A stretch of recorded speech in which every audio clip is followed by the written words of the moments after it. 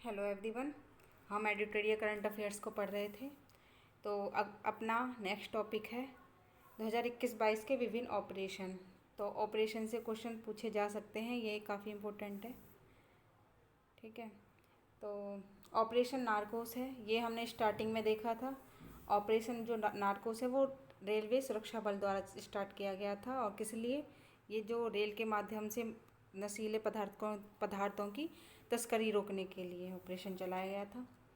Operation mission अमानत, ये भारतीय railway के द्वारा ही चलाया गया है। ठीक है, तो ये चलाया गया था कि अमानत होती है अपने सामान को लेने की। तो रेल यात्रियों के खोए हुए सामान को ट्रैक करने के लिए, तो ट्रैक करने के लिए ये ऑपरेशन मिशन अमानत है। ऑपरेशन सतर्क, ये रेलवे सुरक्षा बल, ये भी तो ये चलाया गया था रेलवे से अवैध तंबाकू और अवैध शराब के परिवहन का पता लगाने हेतु। ऑपरेशन उपलब्ध, ये भी रेलवे द्वारा चलाया गया था। ये कालाबाजारी करने वाली गतिविधियों पर अंकुश लगाना और लोगों को रेलवे टिकट उपलब्ध कराना।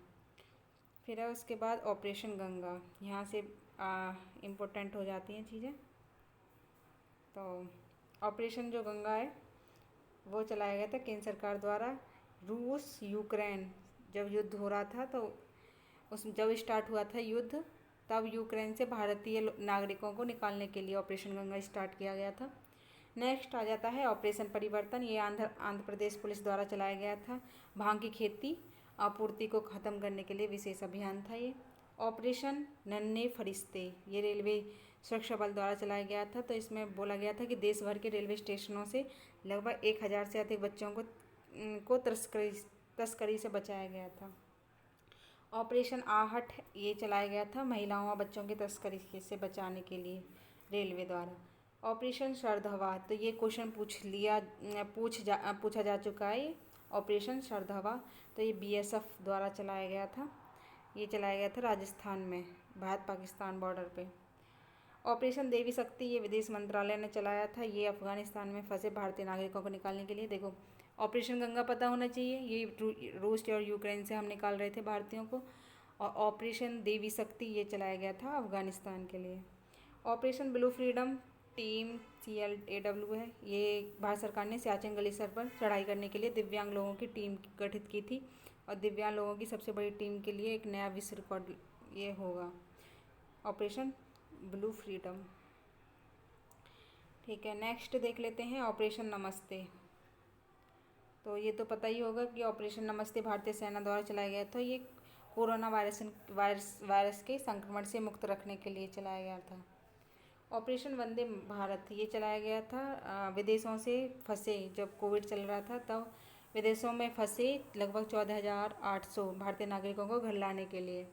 ऑपरेशन मिशन सागर, ये विदेश मंत्रालय द्वारा चलाया गया था। ये मालदीव, मेडागास्कर, सेशल्स, कोमोरोस द्वारा खाद्य सामग्री, आयुर्वेदिक दवाओं की आपूर्ति करवाने के लिए। ऑपरेशन प्रवाह, कोचिंग एयरपोर्ट द्वारा चलाया गया था। ये बाढ़ से खतरों से बचने के लिए।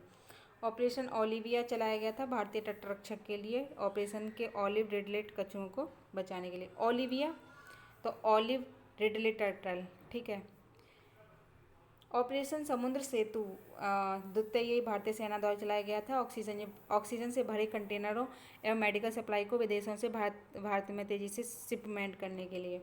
ऑपरेशन समुद्र सेतु चलाया गया था भारतीय नौसेना द्वारा और मालदीव में फंसे भारतीयों को वापस लाने के लिए। ऑपरेशन कोजीत चलाया गया था भारतीय सशस्त्र बल द्वारा चिकित्सीय बुनियादी ढांचा, आपूर्ति श्रृंखला, ऑक्सीजन आपूर्ति श्रृंखला आदि की मजबूती के माध्यम से कोविड-19 विरोधी प्रयासों में सहायता करने के लिए। तो ठीक है, ये था। फिर इसमें डिटेल में कुछ चीज़ें दे रखी हैं जहाँ से क्वेश्चन बनने की संभावना है। तो एक ही है ऑपरेशन गंगा, तो उसमें बताया गया था कि 26 फरवरी 2022 को ये चलाया गया था विदेश मंत्रालय के द्वारा ऑपरेशन गंगा, यूक्रेन में फंसे भारतीय छात्रों और लोगों को निकालने के लिए।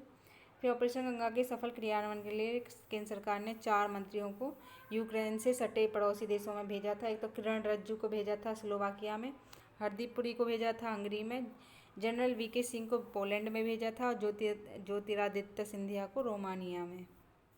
भारत ने इस ऑपरेशन के तहत 2300 से अधिक भारतीय नागरिकों के साथ साथ 18 देशों के 147 विदेशी नागरिकों को भी यूक्रेन से सफलतापूर्वक सुरक्षित निकाला। फिर रूस के द्वारा घोषित 2 स्वतंत्र क्षेत्र डोनेट्स्क और लुहांस्क यूक्रेन के उत्तर पूर्वी भाग का हिस्सा है। अन्य बिंदु पता होना चाहिए कि यूक्रेन की जो राजधानी है वो कीव है और यूक्रेन से सीमा साझा करने वाले जो देश हैं वो है रूस, Belarus, Poland, Slovakia, Hungary, Romania, Moldova, काला सागर, अजोव सागर। वर्तमान में यूक्रेन के राष्ट्रपति हैं वोलोडिमिर जेलेंस्की और प्रधानमंत्री डेनिस शमिहाल। तो इतनी इन्फॉर्मेशन पता होनी चाहिए थी।